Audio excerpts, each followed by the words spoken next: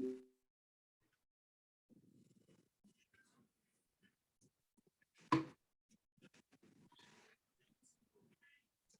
Leila. Hello, how are you? Hey, Leila. We are cold. We are cold. But at How least are you're not you? failing. Well, that's coming. It's just started raining here by me. Oh, well, you sent some of the weather up to us.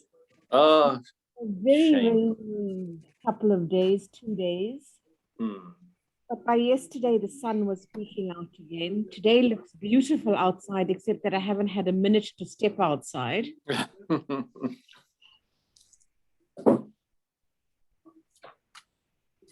I'm so over this working from home thing. Wait until you retire. Yeah, Officially. Leila, me too, except when I'm at the office. Then I'm so over this working at the office thing. So don't know what I want. You just want a rich husband. Oh, crikey, yes. I need to find one of those. Oh. Hi, Kagiso. Hey, Kagiso. Hello, colleagues. Hi, how are you? Hey, how are you? I'm fine. How are you? Just cold. Other than that, we're okay. Nah, Limpopo is hot. Is it? No, of Yes. course Can you it move up there? It's only cold in rub the it morning. in. You can come and visit. Hmm.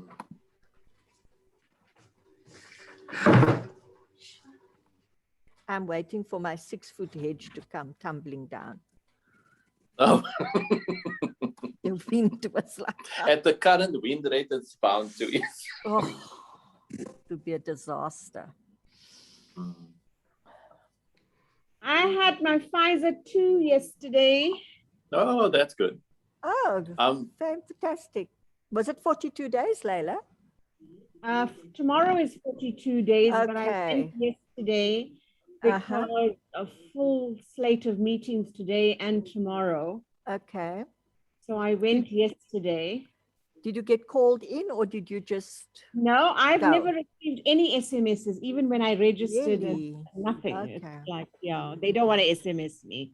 My sister got SMSs, my brother got SMSs. I just didn't. So I just went into a hospital yesterday. No, it's really awful when you hear, oh, so-and-so got an SMS and we've read it. And you know, right at the beginning stages in May, and you see everybody around you is going and all your friends and people are posting on WhatsApp and you're waiting. Not nice. Yeah, even my first one, I just, after I'd registered and I didn't get an appointment. So even for the first one, I just went to a hospital. That was in Durban, but I couldn't go to Durban this week because my daughter was exposed to somebody who had the virus. Oh, so dear. everyone was self-isolating. So, yeah. Yeah, one of my school friends, she and her husband both got the jab in May, towards the end of May. And then their son got exposed and he was at their house isolating, and they were all in different parts of the house. But she and her husband still have come down and they tested positive on Monday. So now they're back into quarantine. Yeah. Oh dear. And vaccinated. Yeah. So they have to go for their vaccination. Apparently, if you get COVID after you've been vaccinated, you have to wait 30 days after your quarantine before you can get your second jab. But they even say they don't even need the second jab because the outbreak is likely to have been your booster anyway. Well, you don't want to take that I read chance. that yesterday. Yeah, goodness. I'm due for my second shot next week. So I'm sort of waiting for an SMS, but I'll see how it goes by next week. And go anyway. Yeah, if I don't get Yes, within the, the couple of days, then I will just go in. I've been getting messages from Discovery that I can book an appointment at one of their sites. Yeah. I just got a message from Discovery today to say, you're due for your second jab. We'll be in touch. Yes. So I'm waiting. Yeah. Yes. And it means good. I'm there in the queue somewhere. Yes. Okay, shall we start? Lebo's not joining us today. It's Lebo's birthday today, so she's on leave. Could have had an online party. No, she told me up front, I will not be joining you. I'm on leave.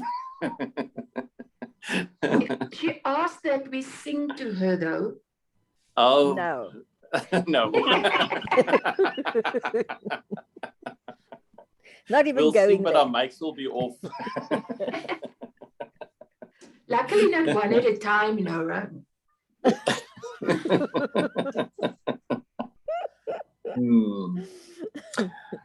Okay, so shall we start?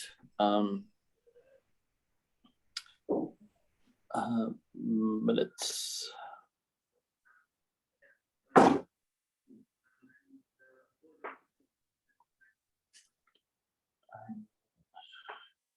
any corrections on page 1?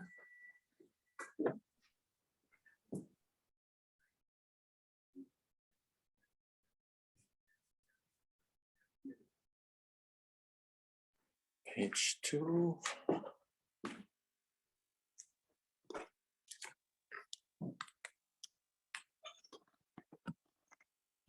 Then page 3.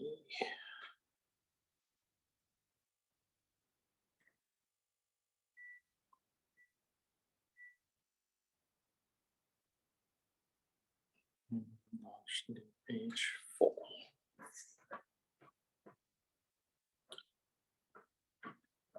Okay.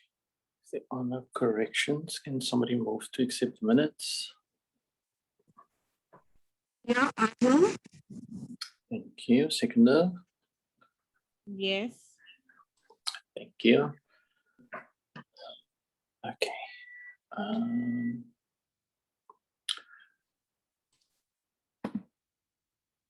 I want to spend, Charlene's also asked me this, but I do want to spend a little time today just talking about the program and where we are, and maybe try and firm up on a little of those things, because a lot of the other things are more updating rather than anything else.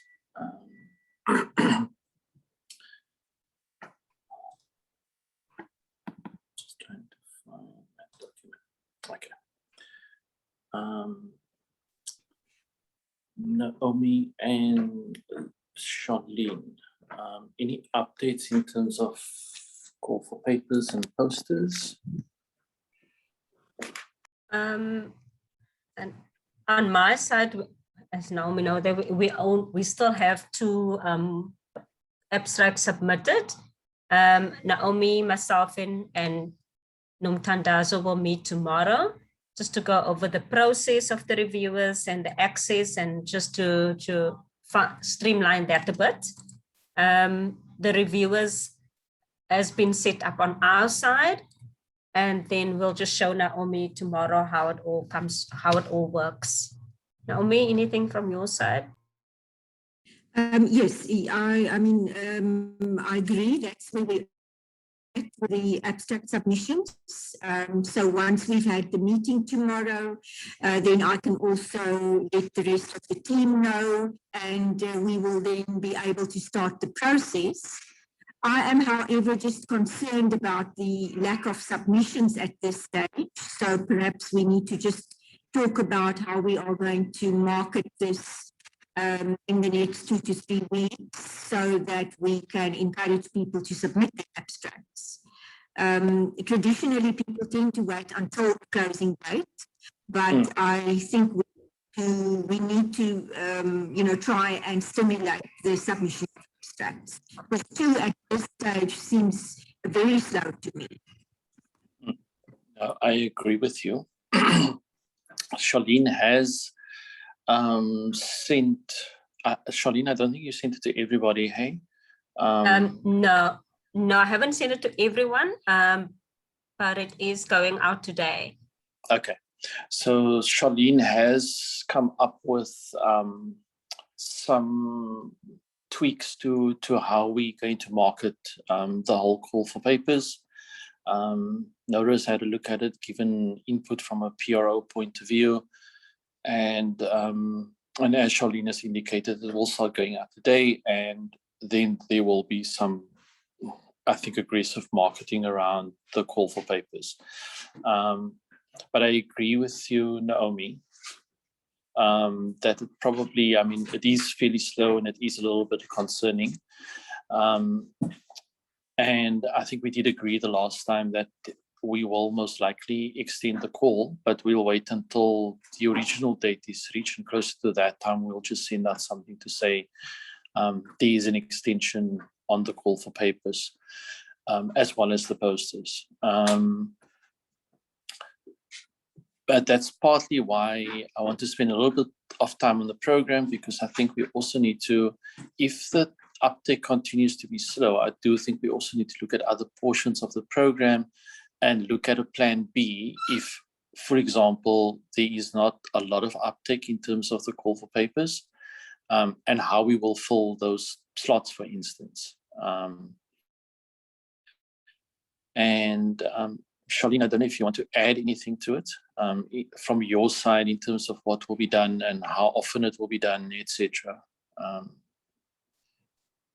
Yes, so from my end, maybe I must just explain to the committee the type of list and what we're doing on our end. So the mailer, there's an HTML mailer that Nora has looked at. It's going to go out today to all the attendees from previous conferences. So we've got an extensive database of LIASA.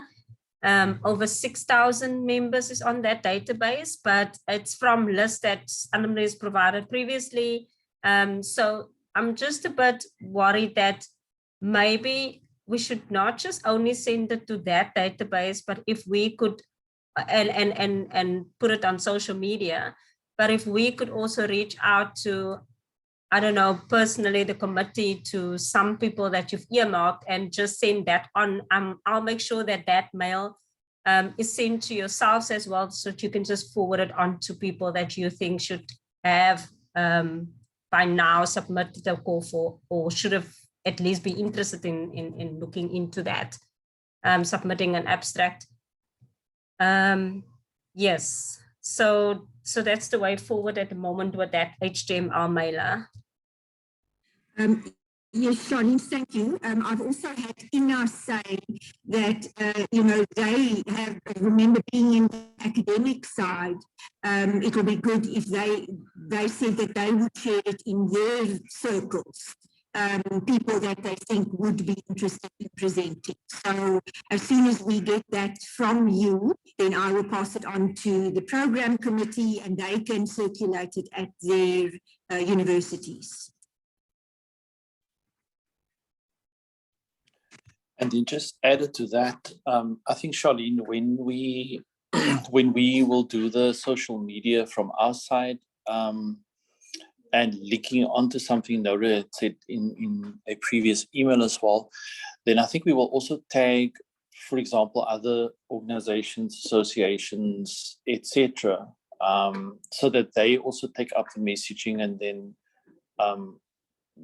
you know, kind of send it out in a wider circle to people, and hopefully that will then also then stimulate people's interest in taking up that call for papers. So and hopefully that will you know, just add to the uptake and the amount of people who actually do submit.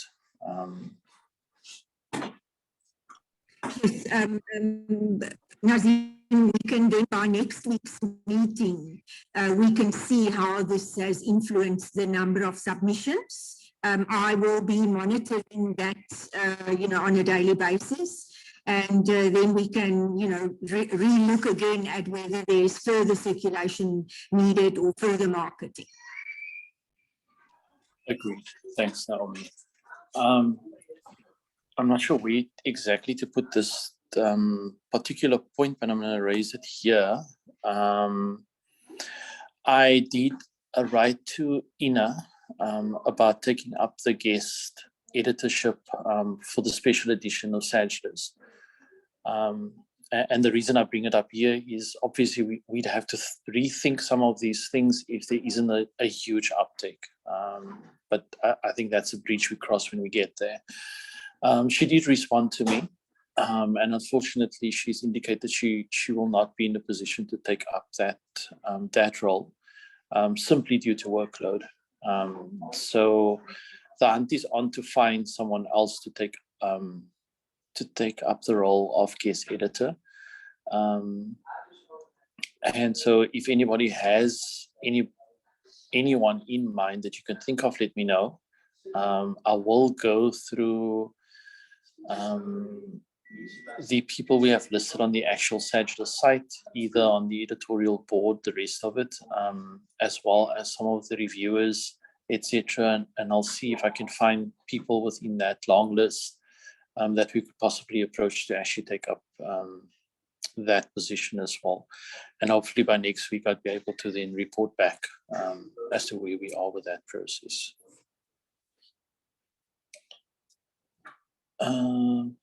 Okay, can we talk about the program now? Next, just on, and I specifically want to focus on layout, the speaker slots, etc., and how we fill that up. Anna-Marie, can you put up, if possible, that draft outline of what we thought the program would look like?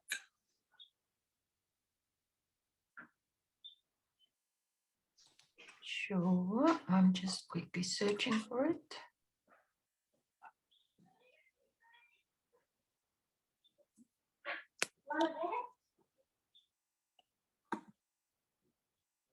Well, while Anna-Marie is searching for that,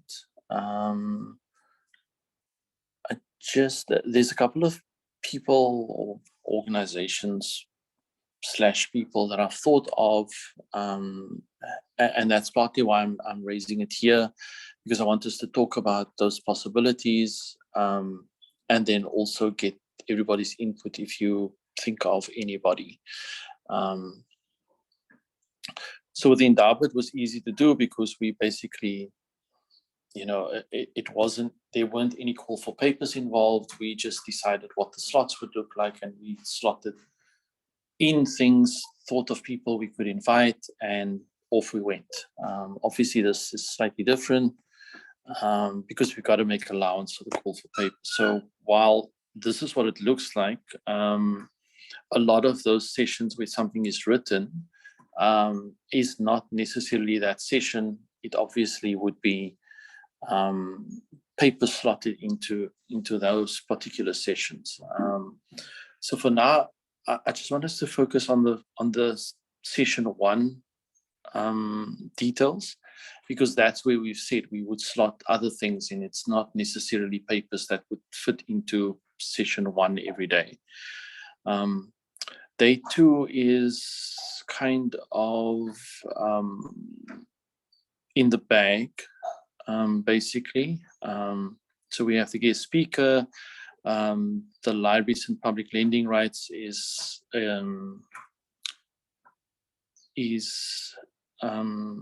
got the green light.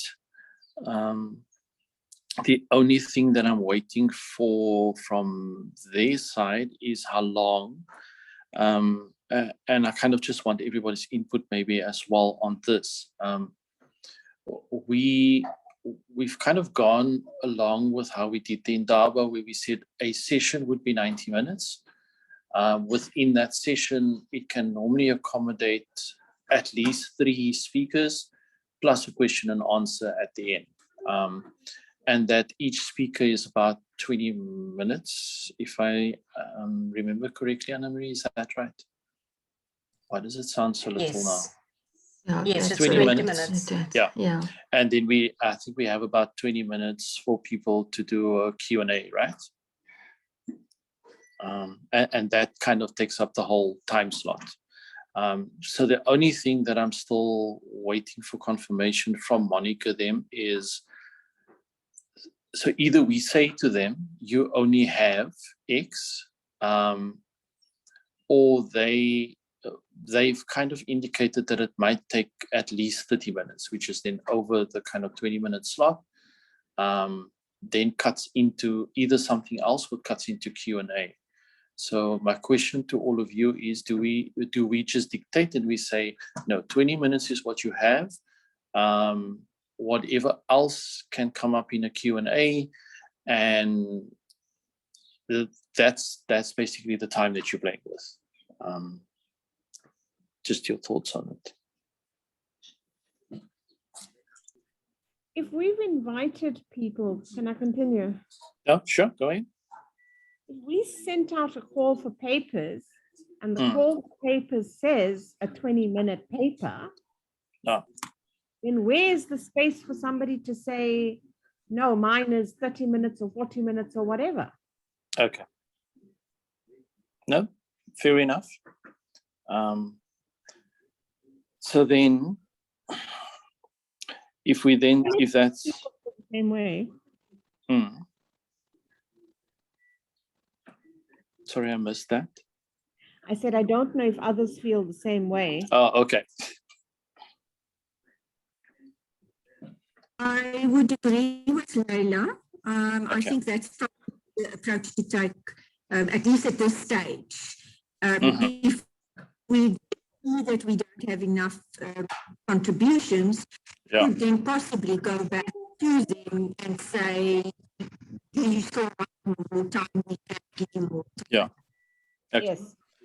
No, Agreed. that's fine. So I will just say to them, 20 minutes is what it is. That's what you have, and you must make the best of it within that time.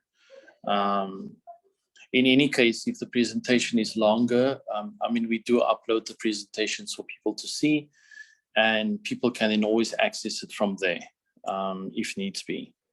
You know why this is more important this year than other years, Nazim? Is an online conference, people tend to drift far more quickly. And to listen to one person's voice rambling on longer than 20 minutes, we might lose our audience. No, sure. All right. Okay, I will just go back to them and say 20 minutes is what it is. Okay. So those two are basically sorted in day 2, and leaves one slot open, which we've kind of earmarked to be that particular topic.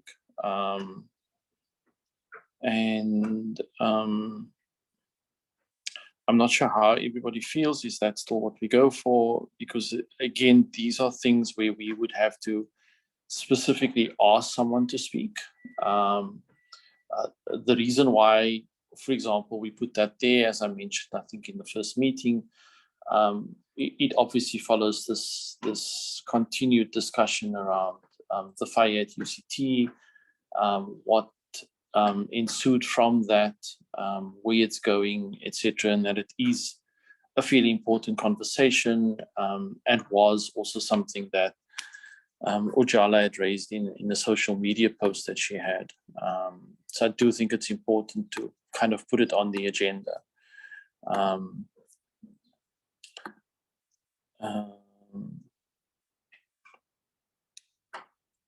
Any other thoughts? Is everybody happy with that? Because then we can kind of, at least on paper, tie up day 2 if everybody's happy with that. I think that's fine from my side, but yes, we would have to approach people because we are sort of looking at that specific topic, and that was not included in really what we asked for papers. No, sure. Leila? I think I was going to ask the same thing as Naomi about that preservation, conservation, library buildings and architecture section. I think we should look for an expert Mm. who falls out of the library environment to talk about that. I think it's a very important topic to include, but I do think we're not particularly or looking for, my view or your view. Yeah. Or anyone. We're looking for an expert opinion on what we should be looking for in our sector to alert us to say, you are a library, this is the kind of stock you keep, and this is the kind of fire detection and firefighting equipment that you need, so that it gives us kind of something to think about, to go back to our institutions or gatekeepers to say, well, we're falling short. Nazim, Sure. sorry, can I just Okay. add? I agree that it should be people that are involved in maybe building, which is why we look at buildings and architecture, because part of is how you design a building with conservation and preservation in mind, and the types of materials, blah, blah, blah. And it could be a person from the museum or any of in the GLAM sector, because they're all faced with exactly the same concerns. Even at the ETV library, for example, we had the gas, because you're working with audiovisual material and dust and water and fire, all issues for you. So you have to design a storage space that gives you the environment. So I think that if we look at somebody that's involved in the building of how buildings actually have to be designed to facilitate preservation and conservation even, could also be part of that. And then also, do we have the expertise within our sector? One of the issues that the skills, for example, within our sector, because one of the things that was also raised was the fact that UCT libraries had been looking at actually appointing a conservator before the fire started. So, how much do we include this in our library studies, in our required skills, job skills, skill sets, for example? I think would also be part of that conversation. Okay.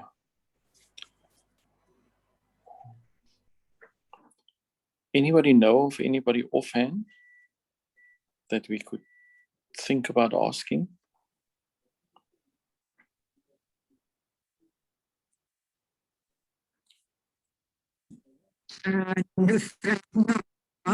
Not that anybody comes to mind at this stage.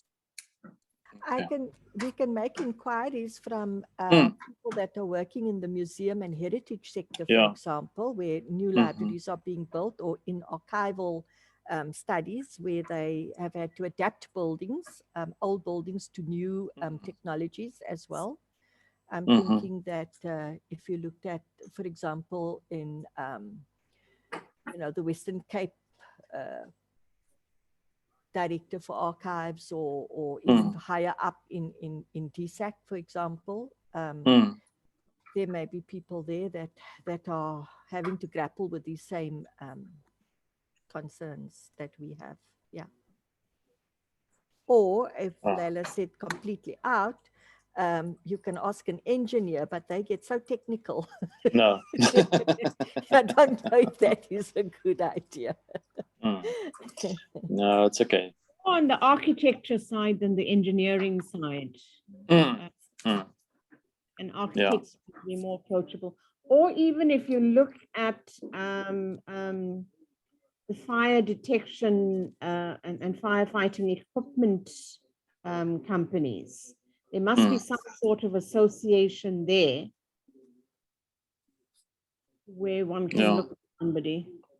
Okay. Can everybody just, when you have a moment, scout around, see if there's any particular organization, person, etc., for the names, and I can start sending off something, inviting them and seeing if they are available, and then we can take it from there. Yes, Nazim, I'm just thinking suddenly of the National Library. Don't have I was thinking, because they've got a on section, a unit there, I think. Indeed, they do. So I think that's worthwhile looking at them, because they certainly have experience. All the skills. And I just was going to agree with Naomi, because they've also the people that are considered the experts in Africa, because, you know, with the Mali and the Timbuktu project and all of that, all of those people came here to be to be trained in conservation. But so they're looking at the conservation aspect, but they also looked at buildings, because they had to build a special center in Mali, for example. Yeah. So they must have people there. Okay. Okay. Day one. So I haven't written to Puleng yet. Sorry, Nazim. No, sure. Sorry, Charlie, go ahead. So before we move over, I just wanted to make a suggestion also to, would that not be also a great opportunity to put different experts on the panel, and they can have their views from an architect to an engineer to a different scenarios and case studies into a panel discussion instead of listening to only one person. That's not a bad idea, Charlene, but obviously that then would imply that would be a live session, right? Or yes, which should be fine. Okay. Look, I think that's not a bad idea, but I think let's see who we come up with, the list of people, and then we can make a final decision as to how exactly we want to arrange that particular session. And then take it from there. Okay. Moving back to day one. So in the last set of minutes, I was supposed to contact Puleng. I haven't done so yet about the DAC session, but that's not the same as obviously what is on day one. I'm just kind of mentioning that because it was in the last minutes. We obviously still need the guest speaker for day one. Oprah is proving to be really difficult to get a hold of. As I asked somebody who used to work at the Oprah Winfrey School, and yeah, let's just say when she responded to me, she said to me, "Well, that's a really hard task, and actually the way in is to find somebody who, other than a PA." Is to find somebody else who has an in with her, which is not easy either. I haven't given up on it yet, but I'm still working on it.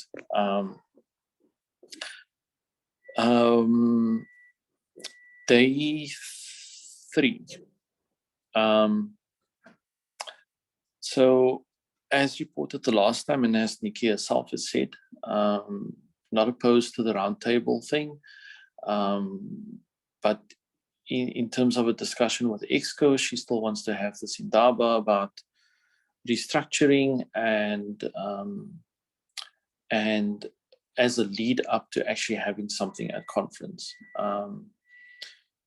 So I can't tell you much more than that about that particular slot, but obviously we need somebody to fill the guest speaker slot on that particular day.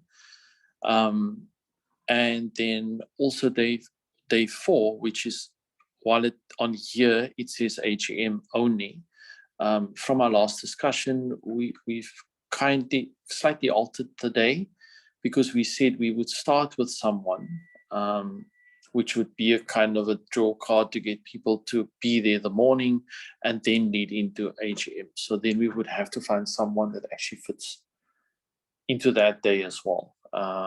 But that's just one person that we are looking for.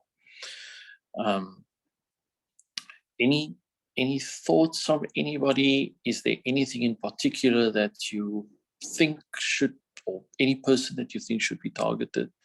that we want to bring into conference, that we want to have to talk to people. How's your opportunity? Yes. Nazim, what happened to the idea of Andy Priestner? That's one of the, I have a note about it, and that's one of them.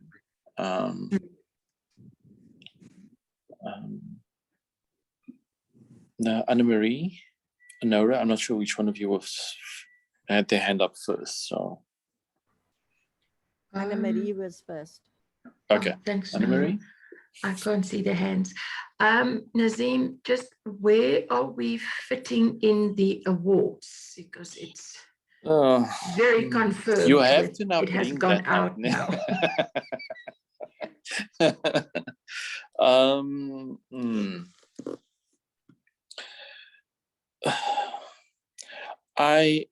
I would say Anna-Marie, and I mean, people can chip in if they think otherwise.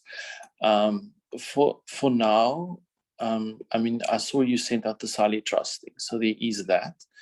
So in terms of how we've proposed the change in the program, we said on day 3 is when we kind of have a closing of conference, even though we're having this other session on the last day as well. So I've been thinking that isn't that the way it slots in just before we close off?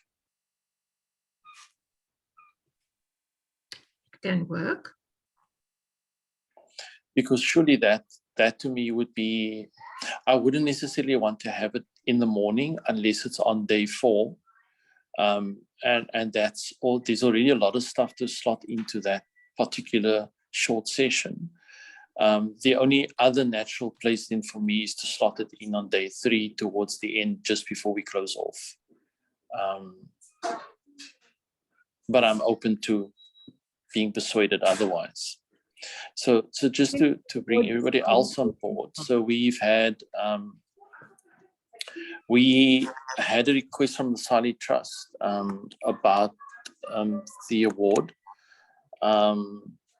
We've agreed to that one simply because it's not a lot of work that we get involved in other than to adjudicate the entries. In terms of the other awards, we've had a meeting, well, Anna-Marie and myself have had a meeting with our traditional sponsors for Librarian of the Year, as well as Executive Librarian of the Year. We haven't quite finalized on where we're going with it yet, but if we are to have an award, it will not follow the lines of how we traditionally have had it in the past. But it is currently under discussion, and there is the possibility that we might have something. So that's what Anna-Marie is referring to. But again, unlike what we've had in the past, it wouldn't be the whole spiel that we've had when we've had gala dinner and we have all of these speeches and everything else that is associated with it. It will be much more pared down. It will be more around making more than anything else. And also in our discussions with the sponsors, it was more that centrally we would take control of certain aspects of the award if we are to do it. So again, if we include this in the program, it shouldn't take up a huge amount of time. And thus my thinking that this is something that we then do before we close off officially on day 3. Nazim, you've disappeared Nora? somewhere. Yeah, I couldn't hear you. Nazim, we couldn't okay, hear sorry. the end of what you were saying. You completely vanished. Yeah. Okay, so I don't know where you stopped hearing what I was saying. Towards the end, all I said was that currently what we are looking at, it wouldn't be a long session. It would basically be an announcement. And a lot of the stuff will be driven, if we are to do these awards, will be driven nationally rather than from a branch level.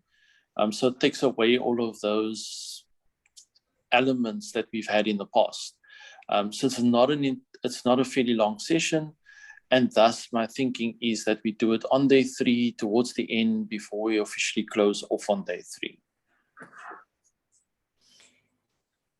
No, right. Okay.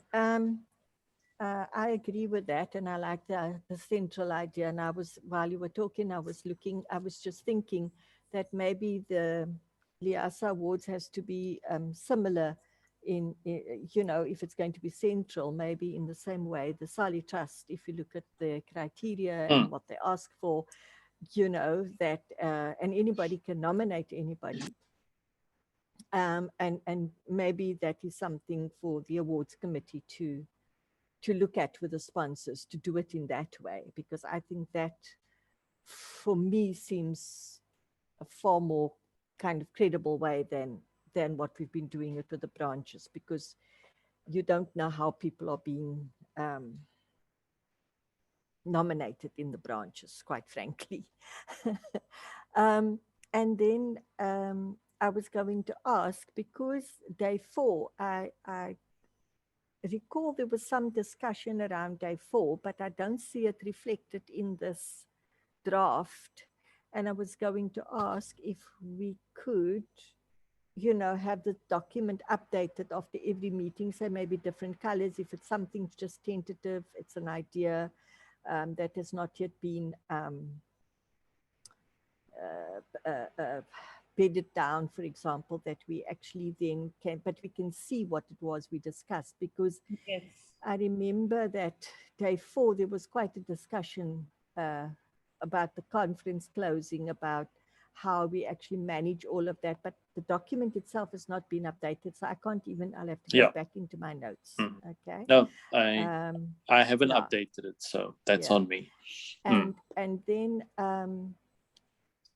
day 3, guest speaker, before the roundtable discussion, I was thinking that maybe there we need to have somebody that can lead into that LIASA restructuring discussion.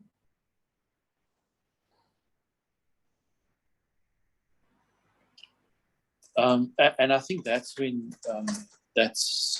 when the whole Andy Priestner thing came up. Because I think that's what Nikki was getting at. What's the possibility of asking him? Because that can then lead into that whole discussion. Because if we had guest speaker and you had somebody's name there with a question mark, then it's a matter of, has the invitation gone out and has the person come back, But then at least we don't just see guest speaker and we've forgotten who the person was that we see. No, sure. I get you. Yeah, so if we can do that, because I know that conference closing was also completely really. I don't remember what we spoke about, but I know it doesn't look like that anymore. Supposed to take the conference closing session to the top of day 4, because we wanted something to bring people back, not just the AGM. And that would end with an AGM and the election and the handover. Yeah, sorry, people ask also, sorry, Laila, we also discussed the possibility of ending on day 3 for non-members, so that on day 4 it is only members who attend then the AGM and all of that. Did we abandon that idea? I don't think we necessarily went with an absolute idea, because I think it's been a discussion. It was that whole discussion that we had, and I don't think either side was really convinced that was the way to do it. And I think it's partly why we added, for example, a guest speaker on day 4. Unless my brain has abandoned me, Chair? Yeah. Go ahead. We had mentioned what Naomi has just said, but we did abandon that because the issue is to make sure that our AGM is quorate. So we need people to come back into the conference on day 4 who want to attend something a little bit more meaty than just an AGM. We don't want people to say after 3 days, oh, well, it's Friday or Thursday or whatever. I'm tired now. I've been here for 3 days. I'm not going to the AGM. Because then we're going to have a problem with quorum. So we did want to put something meaty at the top of day 4, and the official closing, and then the AGM. Yeah. And we also wanted the opportunity for people who were interested to attend as observers, even though they couldn't vote. Because remember, we had that whole debate about people seeing how the association works.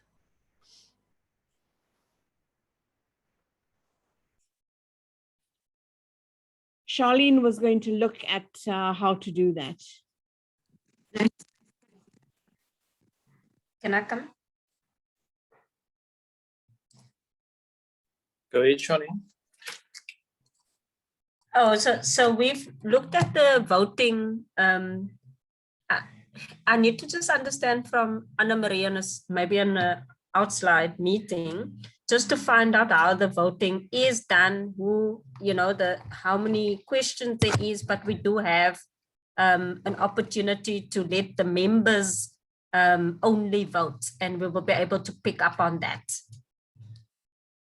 So even if we open it to non-members, we can see who's the members that's voting.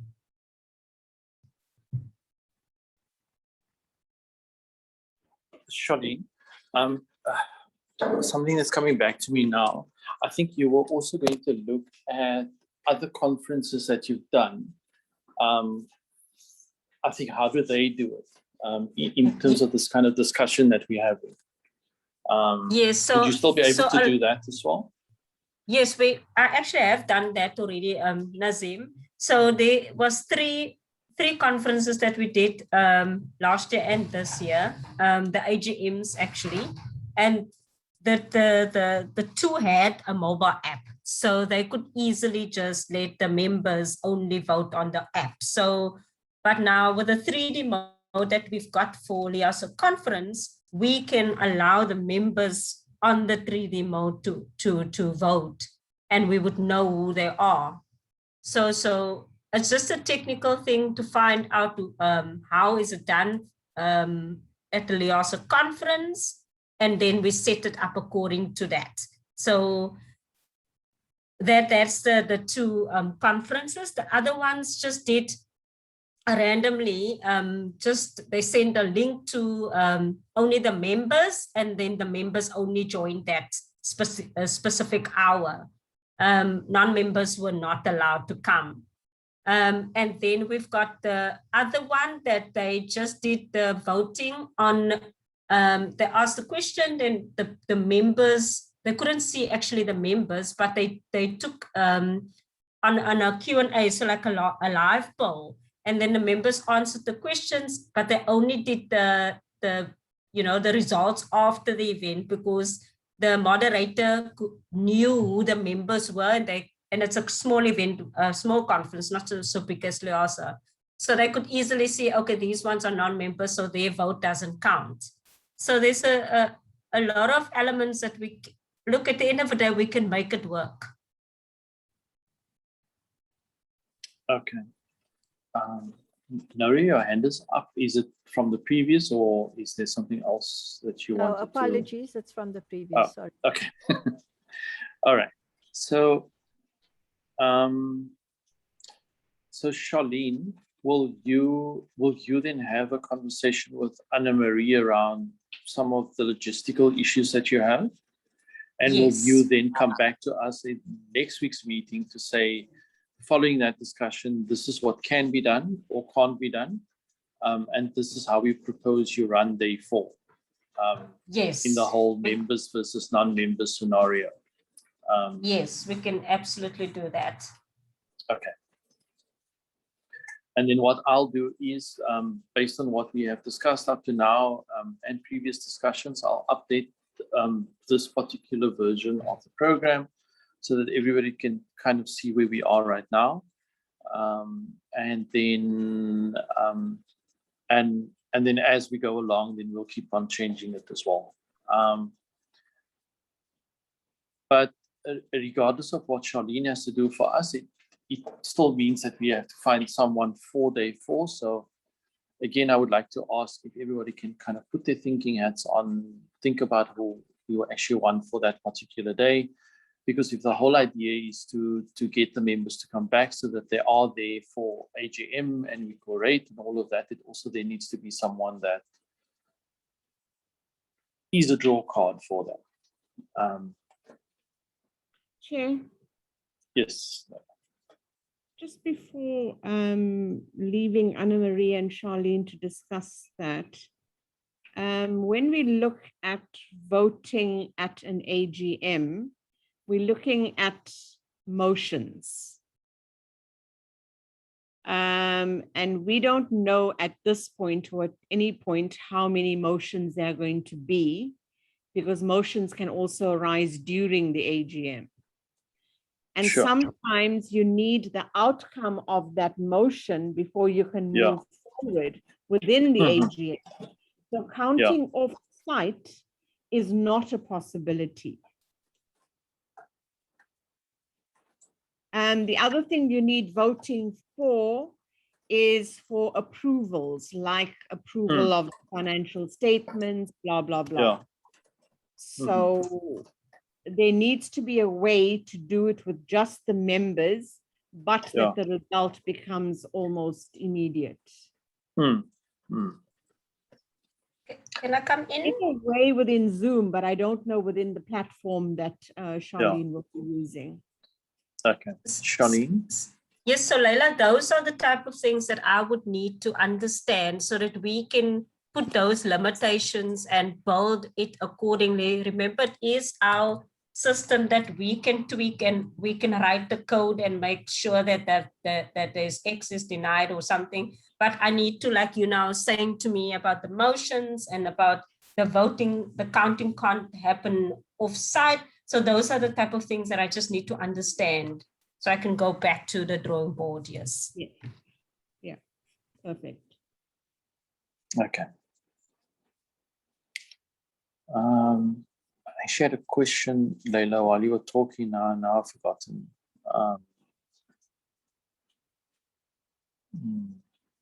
It'll come back to me.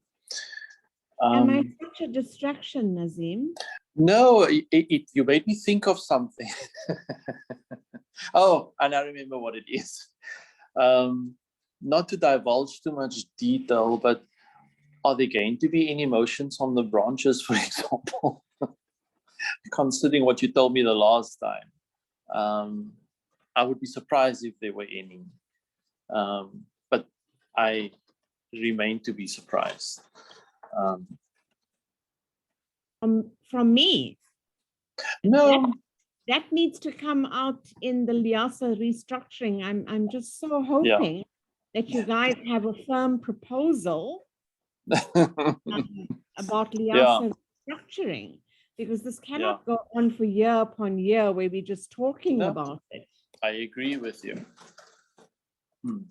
But I still think the whatever the outcome is of those branch elections anyway, I think will drive.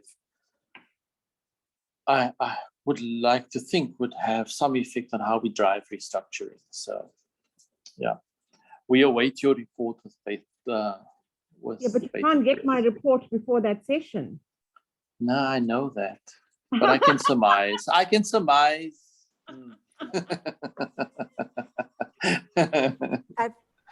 I think maybe we need to, Exco and me need to have a discussion before. Yes. No, I think that we do.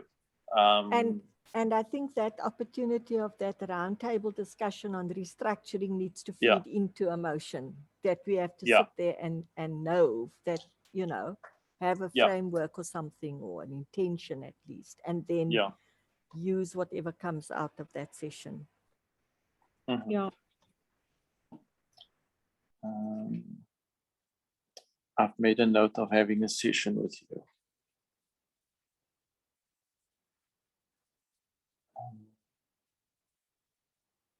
Okay. Anything? So in terms of the rest of the program, for now, until we know more, even though these other things are in there, I'm just going to make it a different color because everything else in the sessions are meant to be reserved for papers. And depending on how that turns out, at some point, we have to make a decision to say, this is what we're going to get. This is all we have. And now how do we fill up the rest of the slots? So currently, Naomi, correct me if I'm wrong, the call for papers closes on the 12th, I think it is, eh? The initial date was set for the 12th, but we, okay. And we're proposing the 19th. We will have to make it the 19th, correct. So, yeah. Okay. So following the 19th, and depending on the feedback that you would give to us at that point, we can then start saying this is how the program is shaping up in terms of papers and posters. And then we can start looking at where do we now slot other things in to make up the time, or exactly how we're going to carry the program forward, if everybody's okay with that then. Correct. Sounds good. Okay. Nazim? Yeah. We spoke earlier about awards. Yeah. And you're not quite sure how many you'll have.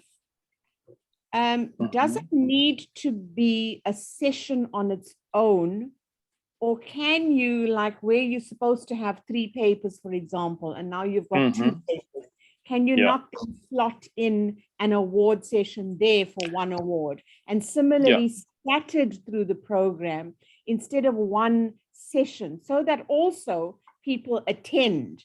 Someone doesn't look at, oh, this is an award session, I'm not interested in this. No, sure. That's another way to look at it. So thanks for that, Leila. I think we would have to look at it. I think from the discussion that Anna Marie and I had, it wouldn't be, it's either going to be a 1 award. So there's going to be the Solid Trust Award and 1 other. But that 1 other might have, I don't know, multiple people. That's kind of where our discussions have gone. But again, nothing is confirmed yet, and but that would be another way to look at it. Yeah.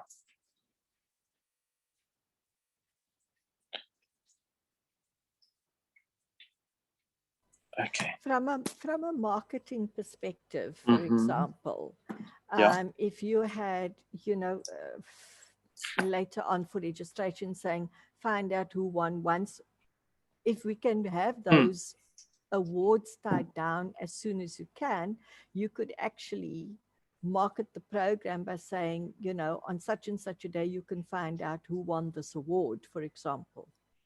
Yeah. Just to create a little bit of a different hype around it. Yeah. I also don't know what you aim to do with this call you've made for Librarians Day. Can that not be dragged into the conference program if there's a gap? Because I do see gaps. Well, the thing is that the roll of honor is going to be announced on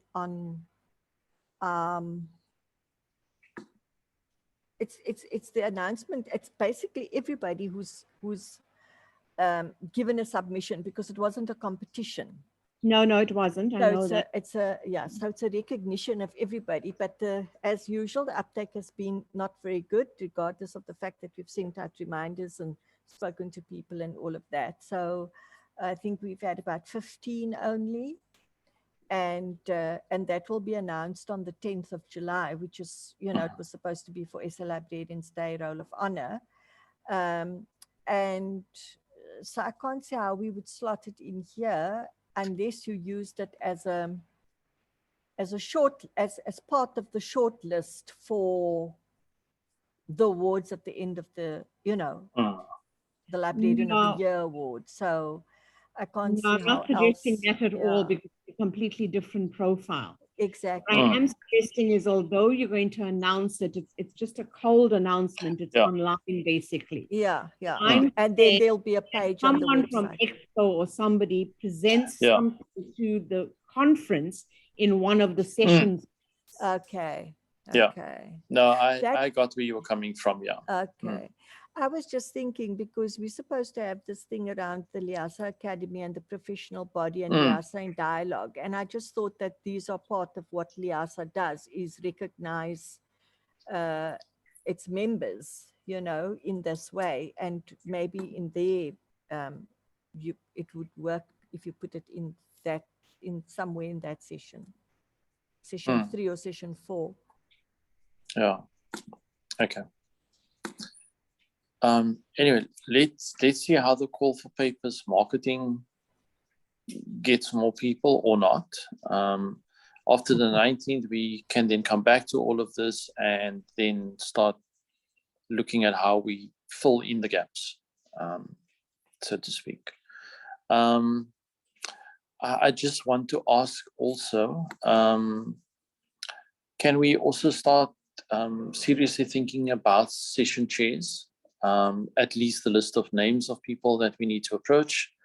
It is the 8th of July already, and we don't want to leave it too late. So can we start just in an email, start suggesting names for possible session chairs, so that those emails can go off as well, inquiring about people's availability, so that we can actually have them lined up, and that we don't kind of do a last minute scramble to kind of fill those things as well. Just if everybody can contribute to that. Charlene has asked us to have the video discussion move to next week. Am I right, Charlene? I am on the right page, eh? Yeah. Yes, please. Okay, so she's asked that we just postpone that discussion till next week while she works on a couple more things. So we'll come back to it in the next meeting. Charlene, registration, any movement, any update, anything you want to tell us? We only have to date 5 registrations. Okay. Yeah. Right. So we definitely have to do a little bit more marketing, but just to let the committee know, in this virtual space, we've seen now the trend that a lot of the registrations comes a last minute, like almost 3 days before the conference, or regardless if they need to pay or not. So because we're not allowing them to get the links without payment, we really have to do more awareness out there. Yeah, I know we're doing everything we can at this stage, but I think, it's just people are not taking this as a priority because it's online and they can just go and register whenever. It's not like they need to book a flight or, you know, get accommodation. So they're not even prioritizing that at this stage. Okay. Here's something I thought of, Charlene, and you can tell me if you think it will work. So, you know, one of the things we did for SA Library Week, it happened quite by accident. We did a test run in one of our meetings, and Anna-Marie recorded it. And then because we tested it on Facebook Live, it kind of went out as a video. And when we check back on how it was responded to, it was actually one of the things that the majority of the people actually responded to. So not necessarily the social media, the static posts that we put out around SA Library Week, but that video actually had more uptakes than anything else. And I've just been thinking about this particular thing because we've changed in a lot of ways the way people would need to register. Do you think that it is something we should consider doing? Is actually doing a video recording of actually speaking to people to say this is how things have changed? Because my concern is that somewhere we need to make this explicit to people, and knowing our members the way we do, a lot of them are probably of the opinion this is LIASA conference like it's always been. So I have until the last minute. I can do my registration 3 days before. They're gonna take the purchase order, for example, etc., etc. So I've just been thinking about it because I do think that we need to start driving that message home. And can we do it with just static information where you are banking on the fact that somebody will actually read it?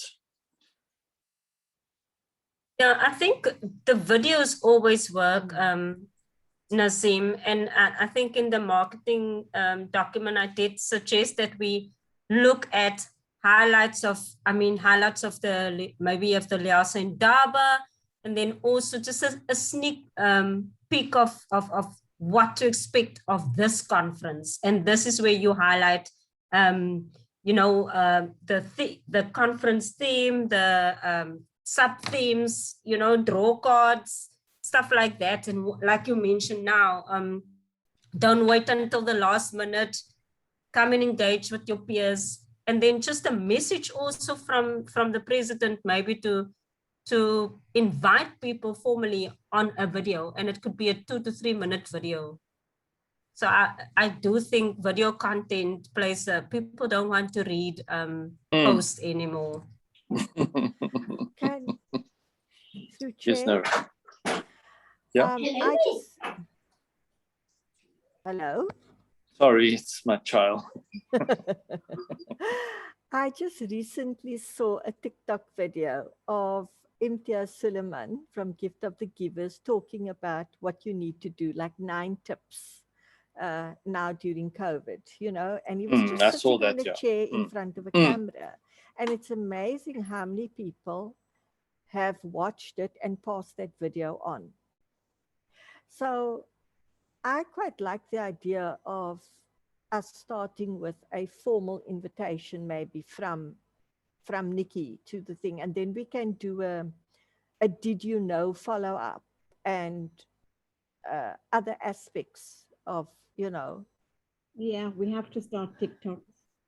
Yep. And if Nikki doesn't have children to help her with this, so you the one to help her with this. I have no idea. People send me things. That's why I know. My 10-year-old is a TikTok, well, not so much now. When he was 9, he was a TikTok maniac, and he created his own TikToks and stuff. So I know. You need to be between 10 and 15 to get it right. Maybe can't we rope in Renee? She likes these TikTok things. True, eh? Maybe I can speak to her. And then try and get Nikki to do the first one, and then from there we move on to other things. Okay, I'll speak to Renee, and I'll find out from her whether she can do this for us, and then we take it from there. Because I really think that I do think that part of that slow uptake is that people think this is the way it's always been done, and then we're going to sit with potential problems because we've been very we are being very pedantic about how we're going to do registration in this conference, and we're going to end up with people not at the end registering because they're going to run out of time, basically. And that's what I'm scared of. Leila, you had your hand up. Yes. Regarding group registrations, one of the problems I'm facing is I know I want to register my staff. I'm just not sure yet which staff are available and which I want to register, but I want to get the payment out of the way. So is there no way we can say to people, you can register for groups, but you can give us the names by X date? Charlene and Anna-Marie, I want to ask you to respond to this one. Yes. Anna-Marie, yes, can I? Sorry. Oh, go ahead, Charlene. Sorry about that. Yes, you can. And then also on the form, we do indicate there that they can give the names later and they can just put 1, 2, 3, 4, 5, 6, whatever groups they have. But I do agree with you that we need to zoom in more on that to let them know that the names can follow. Yes, because my secretary actually tried it and it was insisting on wanting the names. No, I don't know what Just she... re-look at it. So, Leila, so she must still put in something, so but she can put in person, first name is person and surname is one. And then for the next record, person's first name, surname 2, or something like that. So you need to advertise that. We will do that. Or ghost 1 and ghost 2 and ghost 3. No, Yeah. we don't want ghost workers.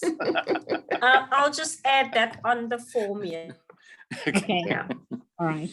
But that must be part of our videos too. Somebody will make a ghost video, ghost TikTok. Hey, Anna-Marie? Any of you watched the news last night? No. About this thing in Indonesia, about the police force using ghosts on the street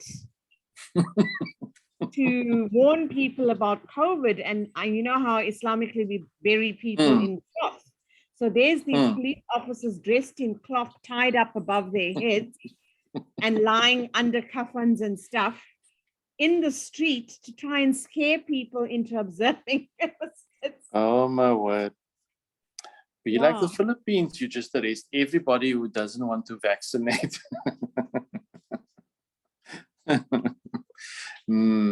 Anna-Marie, I'm still waiting for your TikTok video, by the way. Oh, you can do the ghost one. I'll do the ghost one. So Leila, we do have a TikTok account now. LIASA has a TikTok account. But yes, we don't have any content on there yet. So yeah, anybody that wants to put up the first TikTok, just be our guest. Dance there. No.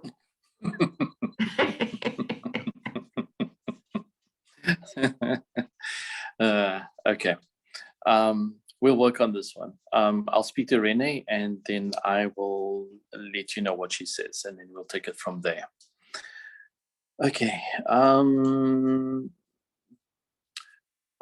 That kind of touched, I think, also on the whole marketing thing. Just to let everybody know that Charlene has sent some suggestions through in terms of marketing.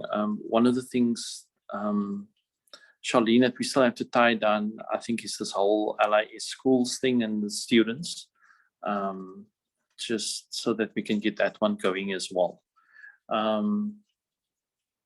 In terms of you getting together with Anna-Marie and Nora, did you manage to do it or you still have to do it? We haven't is it just been kind of the emails is what has been doing the rounds and that's how we're dealing with it? At the moment, we haven't met yet, but we covered like 3 items on the marketing timeline that we had. Like the SMS went out, some of the social media posts has been generated and you guys have actually given me approval online. So we can meet next week. I will speak to Nora and Anna-Marie about that. But we've met those deadlines now. Yeah, I was going to say the mailer Okay. and the signatures and that have all been sorted. All right. Yes. All right. Okay, where are we now? And then Anna-Marie, thank you very much for the media list that you sent. Nora, I noted your comment about us having to check now whether those people are actually still where it is in that list, right? But I'm assuming that still has to be done.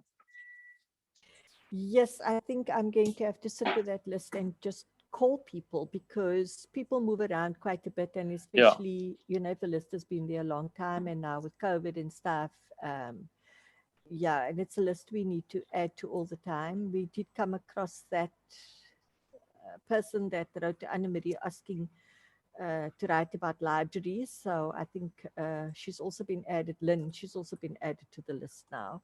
But whether they're interested in a conference, that's another story. But I will have to look at, if anybody comes across on the committee, comes across a book program that you know, that you listen to, a journalist that often promotes reading, those are the kinds of people. Maybe if you can just say you heard this person on this radio station or read this article in this publication, then we can see if we can track down those specific people. And then also people in the education sector, because I came across, I don't know who I sent this to. I don't know if I sent it to Anna-Marie and to you, Nazim, but Biz Community. They often have events listed. And I'm not sure how it works, but there are training workshops, seminars, all kinds of things that I subscribe to the Education and Training Biz Community, and they often list events. And it said that it was free if you're a member or if you subscribe. And I wasn't sure how that worked. Yeah. Because that's something LIASA should be a member of. Sorry, can I come in? Go ahead, Charlene, explain. Sorry, so that is also on the listing. In that marketing document, I put a list of all the free listing sites that we can list a conference or list any events. So on my to-do list, I have Biz Community, and our face-to-face conferences, I actually did list LIASA there previously, and we got some leads from there on previous conferences I've got. For example, I have conference index, conference alerts, Catling's, our Catling's conference website has LIASA on with the hyperlink to the LIASA website. It's all conference alerts. I've got Biz Community. We have very good contact with engineering news. There's a section there. Yeah, so there is some listings, free listings that I've placed there that I just needed to run by you guys as well. Yeah. Because I know in the past, I think even Stellenbosch, in terms of the symposium and things, have listed it on that particular site. So I think those are things that we're going to have to explore, and thanks for all of those things as well, Charlene. So I think when we probably have more things as well as we go along, then I'm assuming that you will then obviously put more things on there other than just saying there is a conference or whatever the case may be. Is that correct? Yes, so when I will, because I'm working off that list, I think Biz Community is actually the 4th one. So I'll just push that one up. So tomorrow, Nora, as I'm going and listing the event, if there's some questions that I don't have answers for, and I don't find it in that concept document that you guys have done, then I will ask you to just guide me on that before I place it on the listing. Sure. Okay, that's fine. Okay. All right.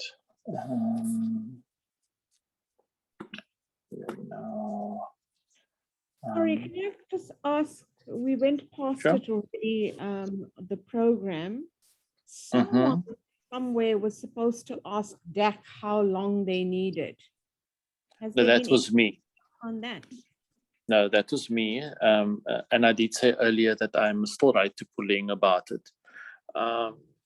But I haven't done so yet, and I will do it. So that by next meeting we will have a clear idea, and then I'll update the program as well so that everybody can see it there. Sorry, I missed you saying that. No, that's fine. It's probably that time when I went AWOL or something. Okay. Sponsorship and exhibition. Charlene, we haven't done anything further with that other than what you showcased to us last week, right? So we just have to tie down what exactly it is that we want, and then be able to put out a call to potential sponsors and exhibitors about taking up the offers, right? That's right. Okay. Azim? Yeah, Anna-Marie? So just to everybody, just to fill them in, currently ongoing until tomorrow, it is the Association's World Congress. And one of the sessions I listened to this morning, it was very interesting, is about sponsorship. So they say that don't sell a sponsorship package like we're currently doing. Rather break it up into sort of build your own. And it just struck me because I know in the past that, especially Sabinet, I mean, they can't spend all their money because they have to fit into one of these categories. So I think maybe sometime there's not lots of this week left, but at some stage, I'll speak to Charlene and we break it up, and that the sponsors can see, okay, this one doesn't care that the logos on the website, but they want a video during the conference or whatever, that every sponsor can build their own sponsorship package and to the value that they want. So the way they said they did it, I can't remember, it was an Australian company, is that they allocate points or values to each sponsorship opportunity or to each benefit. And then people just select from the menu, I want this and this and this, and this is what my sponsorship total is. So it's not one package and 3 or 4 different sponsors have to fit in there. So Charlene, have you guys done anything like this? Yes, I was just typing now. It's we call it like a sponsorship shopping list. So they, like you're saying, it's a selector. They indicate which opportunities they want, and they can do it all online, and then it calculates an amount at the end. So maybe I want my logo in the auditorium. I don't want an exhibition stand. I want my logo to be on the website. I don't want 100 words on the website, that type of thing, and then it gives you an amount at the end. Yeah, so it's a selector. Yeah. Okay. We've done it for the Water Research Council's website virtual conference. Okay, I think we'll chat either tomorrow or next week sometime. Okay. See what we can put together. All right. Thanks, Anna-Marie. I know I've asked you this before, and I know you haven't said anything for a while. We still don't have something formally in writing from DAC. We have it informally. This is what we're getting, but we don't have it formally in writing yet, right? You mean the amount? Yeah. Or did we get it? Yeah, we do have an email stating what the amount is. All right. We have a date. But it's just. Sorry, do we have a what, Leila? Do we have a commitment date? So we will give them the budget probably as soon as the offices are open again. If they're working remotely? Hey, they're government. What do you expect from them? I've heard on TV all over that government is working. You know. Yeah, I'm not saying anything. That's TV, Fantasyland. There's someone who used to work in TV.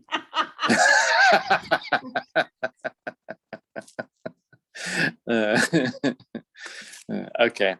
So, No, that's fine. and Anna thanks to her previous station, I was up until past 2 in the morning. But anyway, I just want to go back to sponsorship exhibition Yes. and this whole hype about getting people to register and getting people to stay in the conference and be active and all of that. Is there any way with sponsors, directly or indirectly, like we can offer participants, conference attendees, spot prizes or something like that, because we don't have conference bags, we don't have conference goodies, nothing like that. So say during some session or something, we say, okay, the first 10 people to click here get a Mr. D voucher for 50 Rand, or you know, something like that, something to create hype during the whole 4 days. Yeah. And I think we saw that. It's a good point you're raising, Leila, because I think we saw that with the Library Week stuff when we had the vouchers and we asked people to submit that thing about why libraries matter in less than 200 words. I mean, we thought we'd probably get like 10, and then we ended up getting like over 70. So I do think it works. Anna-Marie, your thoughts? Yeah, you know them definitely. better than I do. I also think definitely, because people that Yes. never would write 200 words, wrote 200 words for that 500 Rand voucher. On the Exactly. off chance that they would be. If, for instance, we had a lucky draw attached to the Roll of Honor, I think we would have received more than 17 submissions. I think so too. And Yeah. not make a prize of membership, because we already know that doesn't work. Free membership doesn't Exactly. work. They might rather get that 500 Rand voucher if they can. Yeah. So that can be included in the sponsorship opportunities. Okay. All right. Can we get airtime vouchers or data vouchers? That I think will just, everybody will be keen on those. Well, there's airtime, there's airtime and data go together. There's Mr. D, because Mr. Delivery works in any town and anyone wants a free food voucher for somebody. Food take a lot, says Charlene. Take a lot vouchers, yes. Anything online shopping. Anything that we don't have to literally post anything to anyone. We just voucher to them. Yeah. Okay. So Anna-Marie, you're going to include that and it will form part of your discussions with Charlene. Yes. And then we'll see who takes up the offer. And hopefully we do get some. And then we're just going to talk about how we will bait people with these vouchers. Okay. I don't think there's anything under load shedding yet, although I did notice last night on TV, suddenly we got announcements to say that there's immense pressure on the grid. People should switch off non-essential appliances, but they tell you to keep your TV on so you can watch the the monitoring of the grid. So yeah, again, we'll have to see how this goes closer to the time. Anything else that we haven't covered that anybody wants to raise, to ask, that we need to discuss at this point?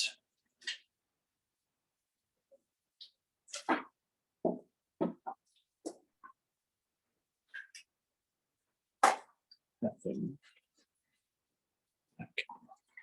Charlene's photo booth. Okay, I see. Charlene, you want to talk to that? Oh, sorry, I thought I wouldn't be able to talk. Something happened to my sound. Okay. So I don't know, for like just for audience engagements and to create like sort of entertainment for audiences, I was thinking of like an online photo booth and I'll share with you the cost and all that. It's not that much. I think for about 3 days, for a whole week, it's about between 3,000 and 5,000 rand for unlimited photos. So I don't think that is too bad. And then what we do is we put or post on the platform the link where the people can actually take the pictures. We place it in the frame of LIASA conference, and then it gets emailed to them directly, or we can control it and email it to them whenever the conference is finished. So just to create some sort of nice, and it creates like an online also, you know, the online photos that we would have had in a face-to-face conference. We now have photos of people and individuals, groups, whatever the case might be, you know, just an entertainment element for people. Everybody likes to take pictures, basically. Love it. I love that idea, because I don't know if you guys remember with the virtual Indaba, we asked for selfies. And I mean, I was amazed how many people sent photos for the LIASA in Touch. Yeah. So it's a great idea. Yeah, and we can brand it completely, LIASA. I mean, the frame can be already set on the app, not on the app, on the link where they click on it, and then the frame is already cut out, and we can decide libraries matter, whatever the theme of the conference is, and the dates and the dates of the conference, so that they can keep that. So the person can actually print it out and keep it. I'll send you guys like a funny one I did. I played around with it and it's quite cool. So I just thought this would be a nice, fun idea for LIASA. Okay. Yep. Okay. Sounds I'll good. explore. All right. Thanks, Charlene. Okay. Anything else? Anybody? Nobody? If there isn't anything else, I just want to say thank you very much again for being here this afternoon, for your input, and for your stimulating conversation. Be safe out there, especially if you're in Gauteng. For those in Cape Town, it's really started raining, so let's just keep dry and warm. Send canoes, Leila. I will, but I did read a thing yesterday, I think it was, that the dams are now almost twice what they were last year this time. At least water being stored. No, that's true. I mean, I was amazed how much the water levels went up in just a week.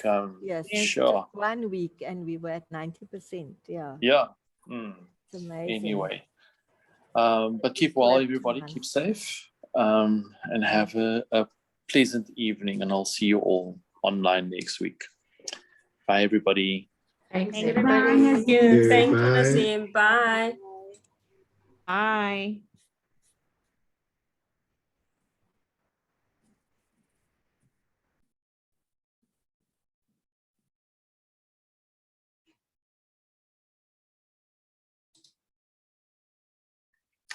Lebo, the meeting closed at 3:37, just that you can finish the minutes. Okie dokie, thanks. Hope you had a good birthday. Bye.